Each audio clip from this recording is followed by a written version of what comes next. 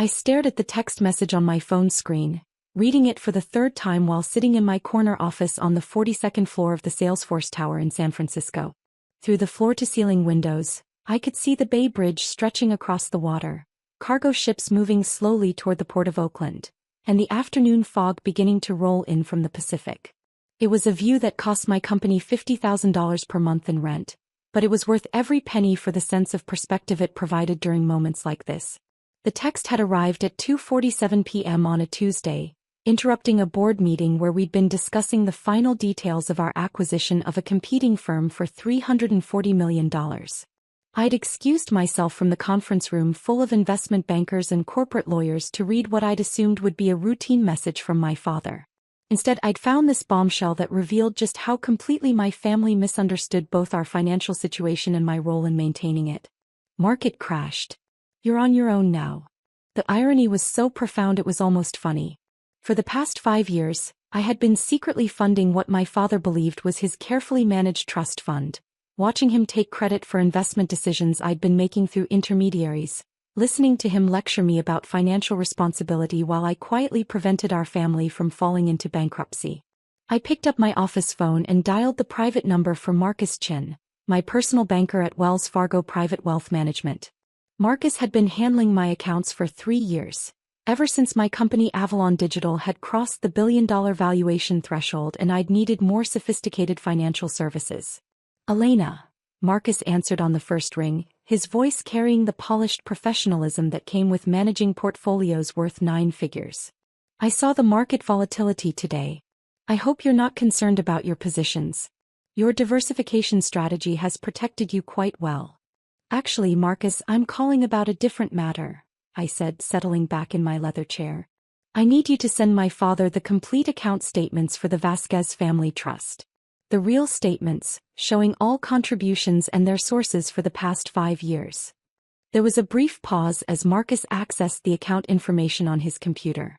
Ah, you mean the statements showing that you've contributed $14.2 million over the past 5 years, representing 89% of the trust's current value? Exactly those statements. Elena, are you sure about this? You've been very specific about maintaining confidentiality regarding your contributions. This would reveal your involvement completely. I looked at my father's text message again, particularly the phrase "you're on your own now," and made my decision. I'm absolutely certain. Please send them today, along with a detailed breakdown of how the trust has been funded and managed. Of course, should I include the documentation showing that you've been the beneficial owner of the investment accounts that your father believes he's been managing? Include everything, Marcus. It's time for full transparency. After I hung up, I sat in my office for several minutes, considering the conversation that would inevitably follow. My father, Roberto Vasquez, had no idea that his daughter, the one he considered the family disappointment, was the CEO and founder of Avalon Digital, a cloud computing and data analytics company that had revolutionized how Fortune 500 companies managed their digital infrastructure. The deception hadn't been malicious. It had been protective. 5 years ago, when I'd started Avalon Digital with $50,000 I'd saved from freelance programming jobs, my family had been facing financial ruin. Dad's restaurant business had been failing, Mom's medical bills from her cancer treatment had been astronomical, and my younger brother Diego's college expenses were draining what remained of their savings. Rather than reveal my growing success and deal with their inevitable questions, demands, and attempts to manage my business decisions, I'd created a complex web of shell companies and intermediaries. Through these entities, I'd quietly paid off their debts, funded Diego's education, covered Mom's medical expenses, and most significantly, rebuilt the family trust fund that Dad had been forced to liquidate during their financial crisis. For 5 years, I'd let him believe he was a brilliant investor who'd recovered from near bankruptcy through smart market decisions. I'd watched him give financial advice to relatives at family gatherings, seen him take credit for investment returns that were actually the result of my carefully managed contributions, and listened to him lecture me about responsibility and planning for the future. The irony had become almost unbearable, especially as Avalon Digital had grown from a startup into one of the most valuable private companies in Silicon Valley. We employed over 1,200 people, managed cloud infrastructure for 60% of the Fortune 100, and were preparing for an IPO that would value the company at over $8 billion.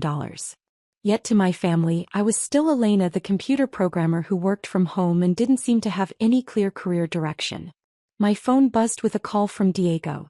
At 26, my brother was finishing his MBA at Wharton, funded entirely by what he believed was family money but was actually my direct financial support channeled through the trust. Elena, Diego's voice was anxious. Did you get Dad's text about the trust fund? I did, I said calmly. What's your take on the situation? I'm freaking out, honestly. That trust fund has been paying for my MBA, and I've got 6 months left before graduation. If it's really gone, I don't know how I'm going to finish school. Dad seemed so confident about his investment strategy, but maybe he was taking too many risks. I closed my eyes, feeling the familiar weight of maintaining this elaborate fiction. Diego, don't worry about your education funding. It's going to be fine. How can you be so calm about this? Elena, this affects you too. I know you've been depending on that trust fund as a safety net. If only he knew. The safety net he was referring to was actually a tiny fraction of my personal wealth. The trust fund that Dad thought was worth $2.3 million was pocket change compared to my stake in Avalon Digital, which was currently valued at $1.8 billion. Things have a way of working out, I said diplomatically. Just focus on your studies. But Elena, you don't understand the bigger picture. Dad's been so proud of rebuilding that trust fund after the restaurant failed. He's been telling everyone about his investment success. If people find out he lost it all again. Diego, I need to ask you something and I want you to think carefully before answering. What do you actually know about how that trust fund was rebuilt? There was a pause. Dad said he made some smart investments in tech stocks and real estate. He's been really secretive about the details, but the quarterly statements showed steady growth. Why do you ask? Just curious about his investment strategy, I said, knowing that within a few hours, Diego would have very different information about those smart investments. After we hung up, I turned back to my computer and pulled up the financial dashboard that tracked all my various holdings and investments. The numbers were staggering even to me. Avalon Digital was worth $8.2 billion based on our most recent private valuation. My personal real estate portfolio included properties in San Francisco, Palo Alto, Manhattan, and London worth a combined $47 million. My investment accounts held another $230 million in diversified assets. Yet my family thought I was struggling financially because I drove a 5-year-old Honda Civic and lived in what they believed was a modest apartment in San Francisco. In reality, the apartment was a 3,000-square-foot penthouse loft that I'd bought for $4.2 million, but I'd never corrected their assumptions about my living situation. The deception had started small and grown increasingly complex over time. When Avalon Digital had landed its first major client, Netflix, for a $12 million cloud infrastructure project, I couldn't share the news because my family would have asked too many questions about how a freelance programmer had suddenly landed such a massive contract. When we'd raised our series of funding of $50 million, I'd wanted to celebrate with my family, but I knew they'd become involved in ways that would complicate both my business and our relationships. So I'd stayed quiet and continued letting them believe I was just getting by. When Avalon Digital had gone from startup to unicorn status with a $1 billion valuation, the secret had become so large that revealing it seemed impossible. How do you tell your family that you've been secretly wealthy for years while watching them worry about money?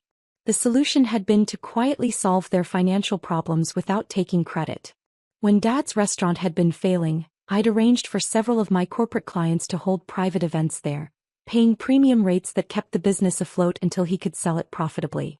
When Mom needed expensive cancer treatments, I'd anonymously covered the costs through a charitable foundation I'd established.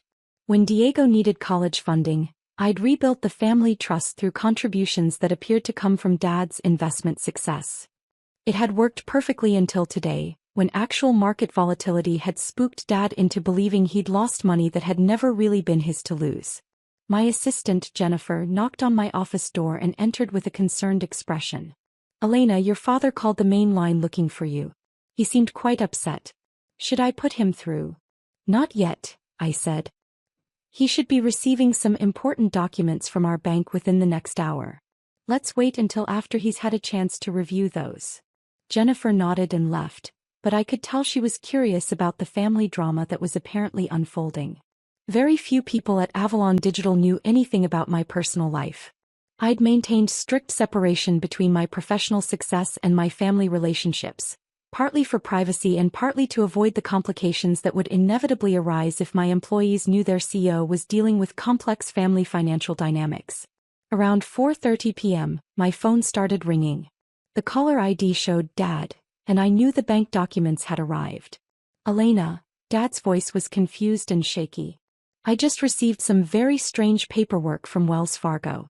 Can you explain to me why these account statements show your name as the primary contributor to our family trust? Because I have been the primary contributor for the past 5 years, I said simply. That's impossible. Elena, you're a freelance programmer. You work from home. How could you have contributed millions of dollars to anything? I took a deep breath, knowing that the next few minutes would fundamentally change our family dynamics forever. Dad, I need to tell you something that's going to be difficult to believe. I'm not a freelance programmer. I haven't been for 5 years. What do you mean? I'm the CEO and founder of a company called Avalon Digital.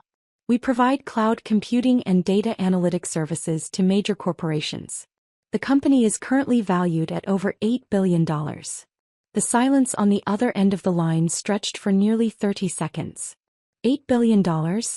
Dad's voice was barely a whisper. $8 billion. Elena, this isn't funny. If you're trying to make me feel better about losing the trust fund. Dad, you didn't lose the trust fund. There was no market crash affecting our accounts. You received a standard volatility alert from your investment platform and panicked. The money is still there, plus the additional $400,000 I contributed last month. I could hear him shuffling through papers, presumably looking at the bank statements Marcus had sent. These documents show contributions from something called Avalon Holdings LLC, Dad said slowly. Are you telling me you own this company? Avalon Holdings is one of my investment entities. I've been funding the trust through various LLCs and intermediaries to maintain privacy. Privacy from what? Privacy from exactly this conversation, I said gently. Dad, for 5 years you've been taking credit for investment returns that were actually my direct contributions. You've been giving financial advice to relatives based on success that was really my success. I didn't want to embarrass you by revealing that your brilliant investing was actually your daughter's money. Another long silence. Elena, if this is true, if you really own $1 billion company, why do you live in that tiny apartment? Why do you drive that old car? Why don't you travel or buy expensive things? The apartment isn't tiny. It's a 3,000 square foot penthouse in Soma that I bought for $4.2 million. I drive the Honda because it's reliable and doesn't attract attention. And I do travel extensively, just for business. $4 million? Dad's voice cracked. Elena, none of this makes sense. When did this happen? How did this happen? It started 5 years ago when I founded Avalon Digital. We developed breakthrough technology for managing cloud infrastructure at scale. Our first major client was Netflix, then Google, then Amazon. The company grew rapidly and we raised increasingly large rounds of venture capital funding. I could hear Mom's voice in the background, asking Dad what was happening. Your mother wants to know what's going on, Dad said. Put me on speakerphone. Elena. Mom's voice came through clearly. Your father is saying impossible things about you owning a company worth billions of dollars. It's not impossible, Mom. It's true. I founded Avalon Digital 5 years ago, and it's become one of the most valuable private technology companies in the country. But honey, you work from home on your computer. You've never mentioned having employees or offices or clients.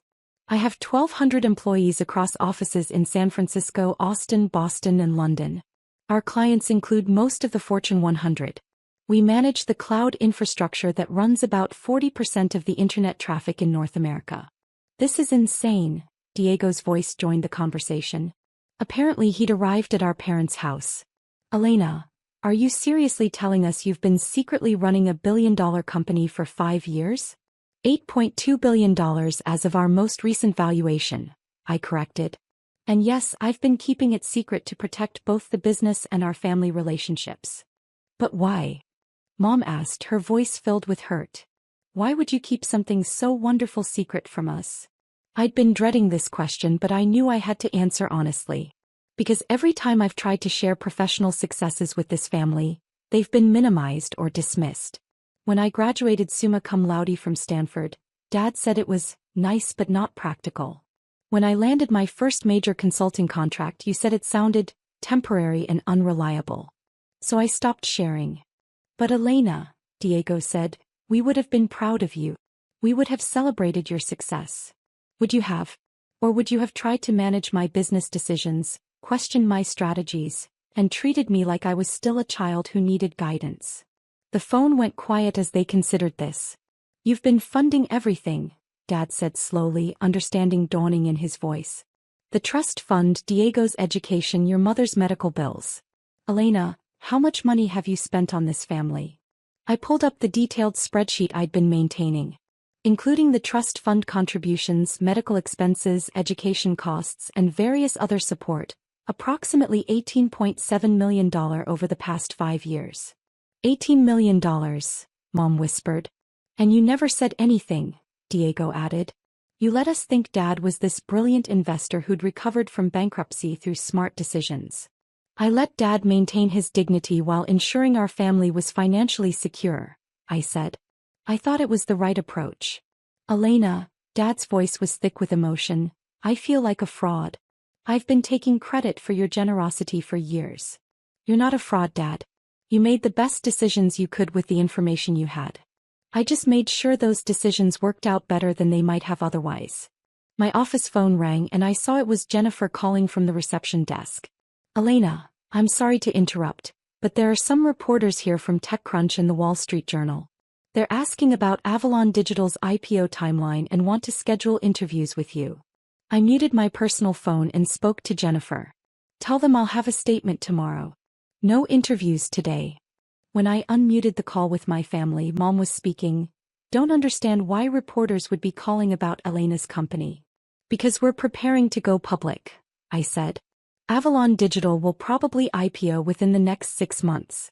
The media has been speculating about our plans.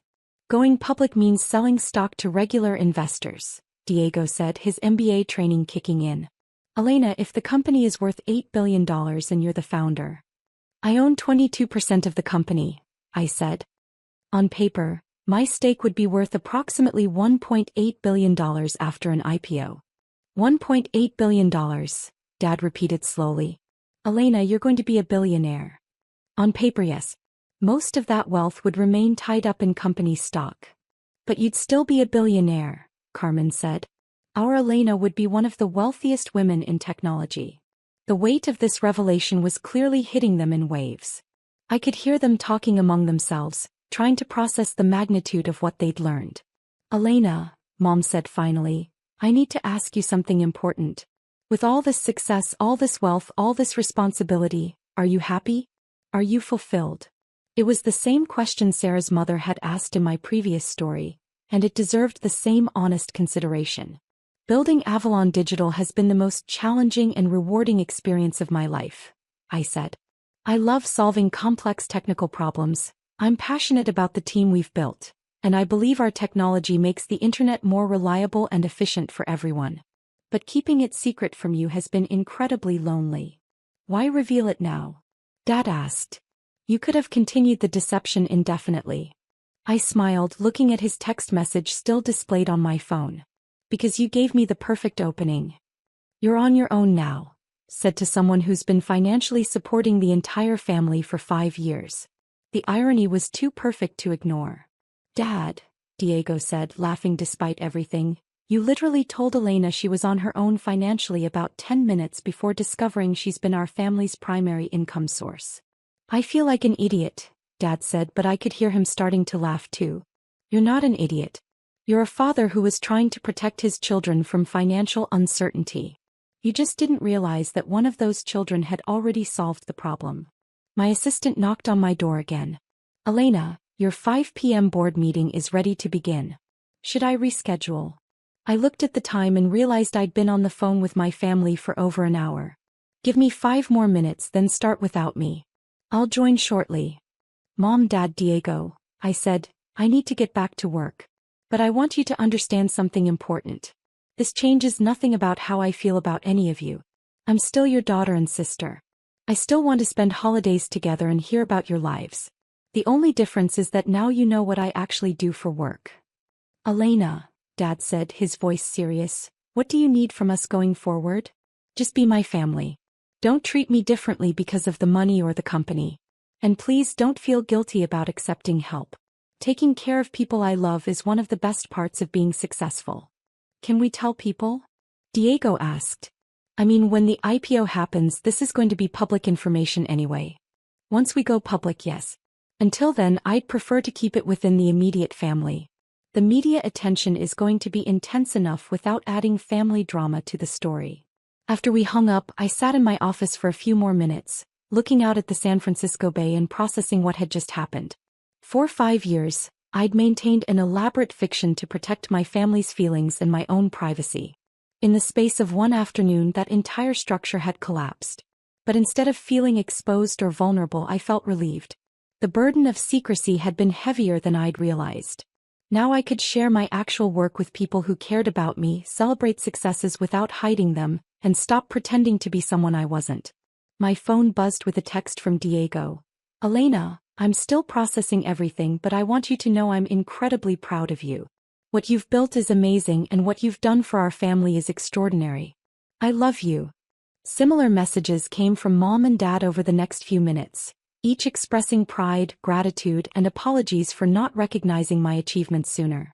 The board meeting ran until 7 p.m., covering final details of our acquisition strategy and IPO timeline. When I finally left the office, I drove home to my penthouse, the one my family now knew cost $4.2 million, and opened a bottle of wine to celebrate the end of 5 years of secrecy. 3 months later, I stood on the trading floor of Nasdaq, surrounded by my senior team and my family, watching Avalon Digital begin its first day as a public company. The stock opened at $47 per share, immediately valuing my stake at over $2.1 billion and making me the youngest Latina billionaire in history. Dad was there, wearing a suit I'd bought him for the occasion, tears of pride streaming down his face. Mom held my hand as we watched the stock price climb throughout the morning. Diego took photos of everything, documenting his sister's transformation from secret CEO to public billionaire. But the moment that mattered most came after the market closed, when we gathered for dinner at a restaurant I'd bought specifically for the celebration. As we raised our glasses for a toast, Dad looked at me with complete understanding and respect. To Elena, he said, who taught us that sometimes the people we love most are capable of things we never imagined. And who proved that taking care of family is the most important investment anyone can make. For the first time in 5 years, I could share my success completely with the people who mattered most. That was worth more than any valuation or bank balance. The trust fund was never really gone. It had just been waiting for the right moment to reveal who had been funding it all along.